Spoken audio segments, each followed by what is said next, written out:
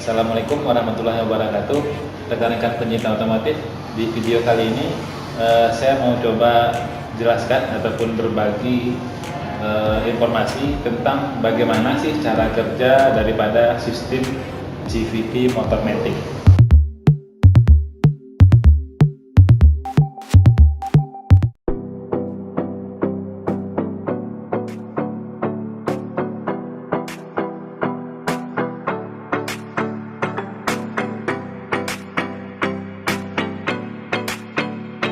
Ya, kalau bautnya udah kita buka semua, kadang-kadang nih melepasnya gampang ya.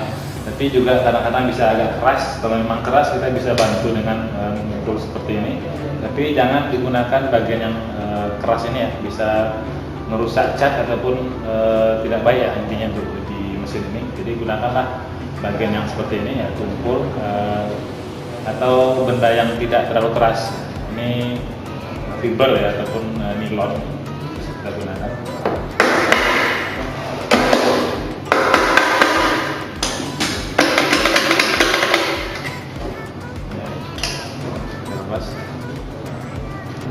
Oke, yang perlu saya sampaikan di sini, CVT itu sendiri artinya bisa dibilang kepanjangan dari Continuous Variable Transmission. Ya, kalau kita terjemahkan maksudnya mungkin seperti ini. Sistem transmisi yang bersambungan secara terus-menerus gitu. Kalau di motor tipe BB atau Sport yang ada persneling ataupun giginya, itu untuk menambah kecepatan kita harus melakukan perubahan gigi dari gigi 1 ke gigi 2 dan seterusnya. Kalau di motor matic itu tidak diperlukan karena dia menganut sistem otomatis dari kecepatan rendah menuju kecepatan sedang lalu naik sampai kecepatan tinggi. Itu bisa dilakukan dengan menggunakan puli dan balting ini aja. Jadi dia bisa merubah sendiri kecepatannya sesuai yang dibutuhkan. Oke. Nah, selanjutnya saya akan coba jelaskan bagian-bagiannya supaya lebih mudah kita untuk memahaminya. Ya, yang perlu kita ketahui sekarang adalah di motor matic itu penggeraknya ini adalah bagian yang di sebelah sini ya pastinya. Nah, kita mungkin udah pernah lihat juga sebelumnya di bengkel atau di video-video yang lain. Di bagian dalam daripada CVT itu bentuknya seperti ini. Untuk mudahnya kita coba jelaskan bagian-bagiannya sedikit. Yang bagian depan ini, ya, bagian depan itu kita bisa sebut namanya puli primer. Yang di luar ini puli tetap namanya, puli tetap. Yang di bagian dalam ini namanya puli geser. Nah, jadi nanti puli yang di dalam sini ini bisa bergeser. Nah, kalau dia bergeser, ini balting bisa terangkat ke atas karena dijepit oleh si puli geser. Oke, jadi di bagian depan ini namanya puli primer. Nah, itu cara kerjanya dia ngikut putaran dari poros engkol. Kalau mesin kita nyalakan, maka kuras berputar lalu akan menggerakkan puli primer ini. Ya, kita mungkin bisa lihat sedikit contoh gerakannya.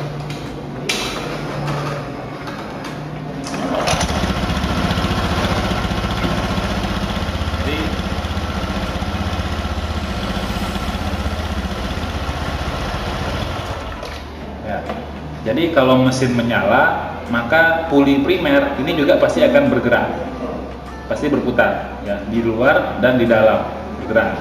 Tetapi posisi balting belum berubah karena kecepatan putarnya masih langsam ataupun idle namanya, karena kecepatannya masih rendah sehingga dia masih di situ aja, posisinya belum menjepit, baltingnya masih tetap. Oke, nanti kita akan jelaskan kenapa bisa terjadi pergerakan ataupun pergeseran dari si puli ini. Oke, nanti kita akan lanjutkan. Saya ke belakang dulu. Yang di bagian belakang kita sebut ini dengan namanya puli sekunder. Ya, puli sekunder itu yang bagian dalam ini ada lempengan 2 keping. Nah, puli yang di bagian belakang juga sama seperti yang di depan, ada puli geser, yang ini yang luar. Yang di dalam itu puli tetap. Nah, kebalikan dari yang di depan. Kalau yang di depan atau yang di puli primer, yang bergeser itu puli yang di dalam. Kalau yang di bagian belakang, puli yang bisa bergeser itu justru puli yang di bagian luar. Nah, itu seperti ini kita bisa lihat. Ya, ini bisa keluar. Saya mungkin hidupin aja motor.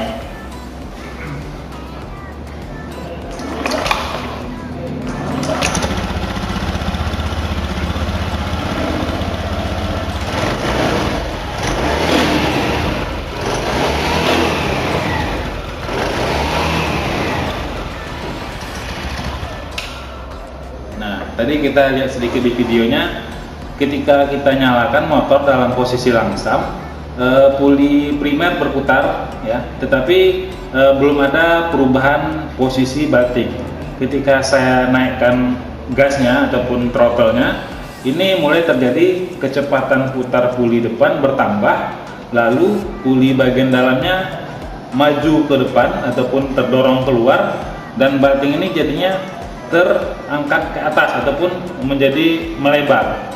Nah, sementara di belakang puli primer otomatis menjadi melebar ya, terbuka ada. Seperti yang tadi kita lihat kan, menjadi terdorong keluar. Nah, batting ini tidak ada perubahan panjang ya, ukurannya tetap. Kalau di depan membesar, maka di belakang jadinya dia mengecil. Kalau yang di depan mengecil, maka yang di belakang menjadi membesar.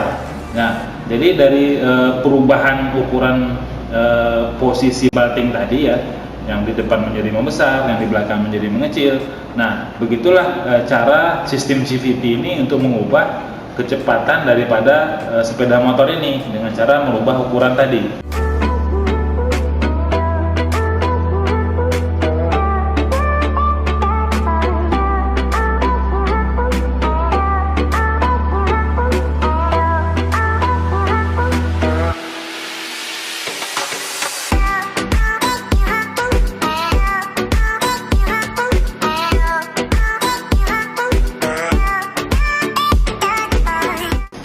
Ya, jadi saya coba jelaskan dulu sedikit di bagian puli primer nih, cara kerjanya ya, kita mau coba jelaskan. Ini puli tetap, ini nggak akan bergeser ataupun berpindah posisi, hanya ngikut putaran dari poros engkol. Ya, tadi yang kita udah lihatkan di sini. Nah, posisinya seperti ini. Nah, yang di sini kita sebutnya puli geser. Puli geser nih, kenapa dia dibilang puli geser? Kita lihat di belakangnya. Ada penutup seperti ini, ada yang bulat-bulat seperti ini, ada 6 biji, ada yang menyebut namanya roller, ada juga namanya pemberat ataupun apa ya, yang lebih dikenal sih ini namanya roller. Roller ini tentu sifatnya dia bisa menggelinding ya, bisa bergerak menggelinding. Nah, ini ada kayak alur seperti ini, kita lihat. Mohon maaf suara penjelasan saya agak sedikit ribet hari ini. Jadi ini bisa menggelinding roller ini dari posisi terdalam, bisa lari ke luar seperti ini ya, seperti itu. Ini ada 6. Nah, ini ditutup dengan ini ya, cover seperti ini ya, saya lupa nama ini teknisnya. Jadi ketika kita pasangkan ke sumbu ya ataupun ke poros engkol, ini bagian penutupnya akan tertahan di bagian ujung. Di sini akan tertahan di bagian ujung. Oke, jadi seperti ini kurang lebih. Gitu ya, tertahan. Jadi posisi ini nggak akan bisa berpindah, mati. Oke. Nah, sementara di dalam itu ada roller yang bisa menggelinding. Menggelindingnya gimana? Nah, ini kita coba jelaskan di sepeda motor ataupun di teknik ya. Ketika benda ini diputar dengan cepat, ini kan bergerak nih ketika mesin hidup berputar. Kalau benda ini diputar dengan cepat, maka akan timbul gaya yang namanya gaya sentrifugal. Ya, jadi gaya sentrifugal itu bisa kita sebutkan adalah gaya yang menjauhi titik pusat ketika suatu benda ini mendapat gaya putaran. Nah, atau kalau kita coba mengilustrasikan, gasing bisa diputar dan berdiri dengan stabil itu karena memiliki gaya sentrifugal. Ketika dia berputar, ada gaya melebar ataupun menyebar ke segala sisi sehingga dia jadi tegak lurus. Nah, di sini terjadi gini. Ketika ini diputar dengan cepat, ya, puli ini berputar dengan cepat, si roller ini menjadi ada gaya terlempar keluar ke 6-6-nya ataupun ke semuanya. Nah, ketika dia terlempar keluar, ini penutup menjadi terdorong seperti ini, terdorong karena ditekan ataupun didorong oleh rollernya. Nah, roller ini memiliki gaya dorongan ketika dia diputar dengan cepat, ya, terdorong seperti ini. Nah, tadi kita udah bilang penutup ini tertahan langsung di bagian sumbu bagian dalam. ketika si roller mendorong, ya, maksudnya sih dia mau mendorong penutup ini, tetapi karena penutup ini nggak bisa bergerak, yang terjadi justru sebaliknya, bukan ini yang terdorong, tetapi justru pulinya yang terdorong. Ya, seperti ini, pulinya yang terdorong. Nah, begitu ya. Nah, kita coba pasangkan dengan yang satunya, seperti ini. Nah, ketika terjadi gaya putaran yang cepat tadi, timbul gaya sentrifugal, maka roller akan menekan puli gesernya, seperti ini. Ya, puli geser. Nah, kalau terjadi gaya menekan seperti ini, yang terjadi apa? Batting yang posisinya awalnya di bawah, seperti ini. Ya, maaf. Saya keluarin aja biar lebih gampang. Saya letakkan di sini. Ya. Awalnya di bawah, ketika dia ditekan oleh si puli geser, maka batting menjadi terdorong ke atas seperti ini. Ya, bisa kita sama-sama lihat. Ya, tadi juga udah ada video penjelasan di awal, terdorong ke atas. Dan ini terjadinya mengikuti putaran mesin. Kalau putaran mesinnya pelan, maka dia nggak akan sanggup mendorong. Tapi kalau putarannya ditingkatkan, maka putarannya semakin cepat, maka si batting ataupun fibel ini akan terdorong menjauhi titik tengah seperti ini. Oke, sampai di situ mudah-mudahan bisa dipahami cara kerja dari puli primer, kurang lebih seperti itu. Kalau ada yang kurang jelas mungkin bisa bertanya di kolom komentar nanti ya. Ya, saya coba jelaskan sedikit di bagian puli sekunder. Jadi puli sekunder ini yang bagian dalam ini puli tetap, yang bagian luar ini puli geser. Ini bisa bergeser seperti ini. Ya. Kapan dia bergeser? Ketika batting tertekan ataupun didorong oleh puli primer, maka batting ini akan otomatis tertarik masuk ke dalam. Nah, kalau tertarik menegang ya, tertarik ke dalam, maka secara tidak langsung akan mempengaruhi puli geser ini menjadi terbuka melebar seperti ini. Nah, itu ya, seperti itu. Jadi dia akan masuk ketika kecepatan mesin berkurang ya, atau RPM-nya kita kurangi, maka pelan-pelan puli geser yang di bagian sekunder akan terdorong kembali ke dalam dan menyebabkan batting ini menjadi tertekan lagi keluar ya. Oke, seperti itu. Jadi kembali lagi di posisi semula ya. Ya, gitu. Nah, saya akan coba jelaskan sekali lagi dengan cara melihat langsung dengan di bagian mesinnya ya. Kita coba pasangkan.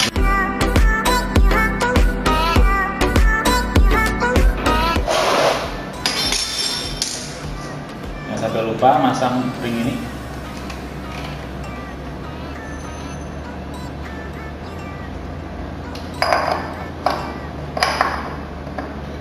Ya, saya perlu ingatkan dulu. Puli primer yang bagian luar itu ada ulirnya ya, ada apa namanya ini, geriginya, yang mana gerigi ini harus pas masuk ke sumbu karena nanti akan mengikuti gerakan sumbu karena adanya gerigi ini ya. Kalau ini sudah termakan atau aus, otomatis putaran dari puli depan, putaran dari kuras nggak akan bisa lagi mendorong ini ataupun nggak bisa ngikut lagi dia. Oke, jalan dulu. Jadi harus pas masuknya.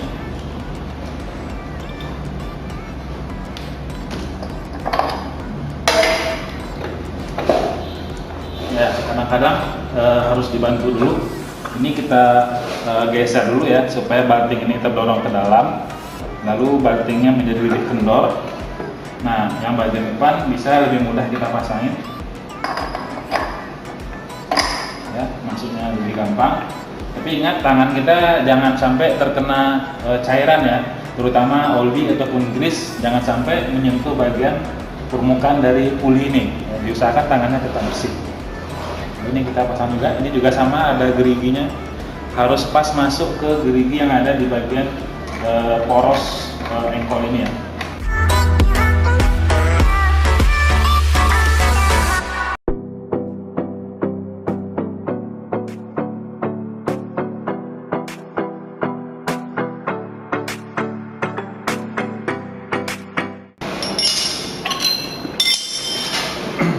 Ya, sebaiknya kalau membuka ataupun mengunci ini gunakan kunci yang pas ya. Kebetulan yang punya kita ternyata tidak terlalu pas, jadi akhirnya saya gunakan alat bantu penahan berupa baut ini aja.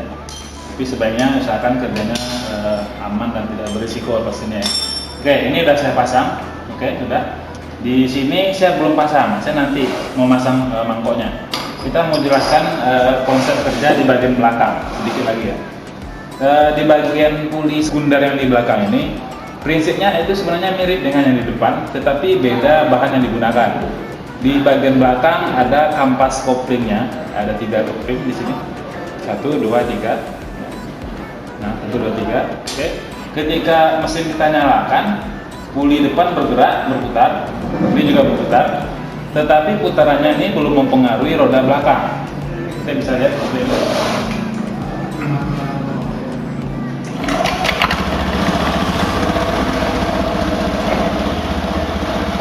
Bergerak, ya, tetapi belum mempengaruhi roda belakang.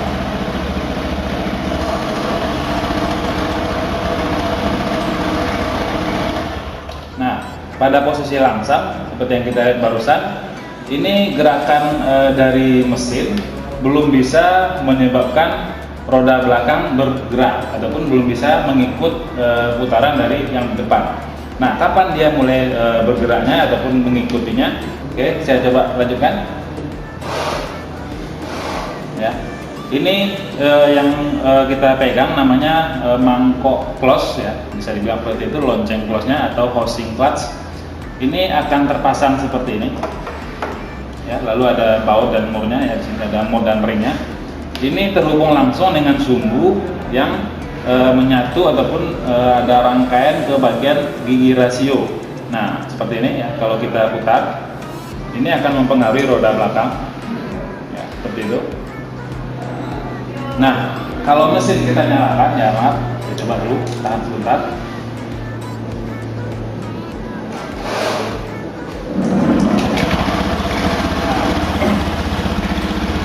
Putaran mesin menggerakkan puli primer, tetapi belum bisa menggerakkan roda belakang.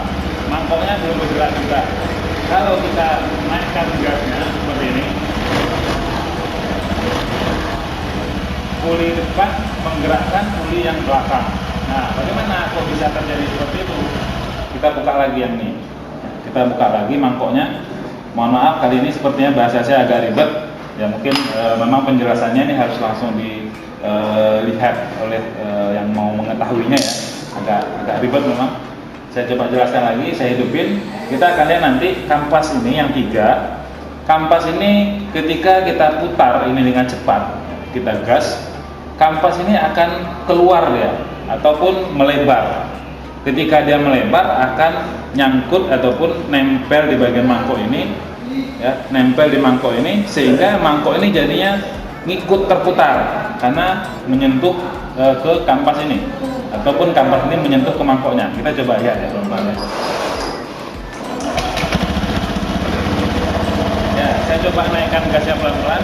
Mohon diperhatikan di bagian kampas ini. Mohon diperhatikan di bagian kampas ini. Saya gas pelan-pelan.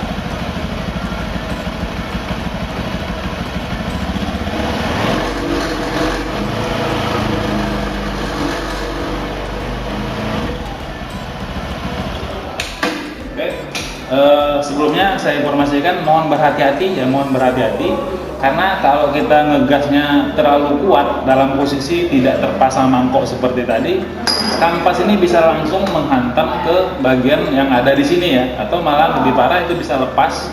Nah, jadi mohon berhati-hati, saya ingatkan lagi, lakukanlah dengan hati-hati pekerjaan kita, jangan sampai menimbulkan risiko ataupun cedera yang tidak kita harapkan pastinya ya. Tujuan saya melakukan ini hanyalah untuk mengedukasi ataupun menyampaikan bagaimana cara kerja sebenarnya.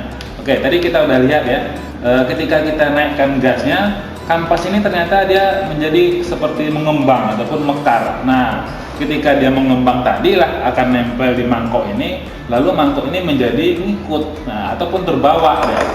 Ketika dia terbawa, maka ban belakang itu pun akan ikut berputar. Nah, seperti itu. Ya, kurang lebih penjelasan yang bisa kita sampaikan. cara kerja dari bagian CVT Matic ini seperti itu. Barangkali itu dulu yang bisa saya sampaikan. Pastinya masih ada yang bertanya-tanya dalam hati ataupun masih belum cukup paham. Kalau memang ada yang ingin ditanyakan, silahkan jangan sungkan-sungkan untuk bertanya di kolom komentar. Ya, terima kasih sudah mengikuti video ini. Jika dirasa bermanfaat, ya, mungkin bisa bantu kami supaya lebih semangat lagi untuk membuat penjelasan-penjelasan seperti ini dengan cara membantu nge-like ataupun subscribe bagi yang belum. Semoga apa yang kami sampaikan bisa menjadi sedikit tambahan pengetahuan untuk kita semuanya. Sampai jumpa di video kami yang lain. Assalamualaikum warahmatullahi wabarakatuh.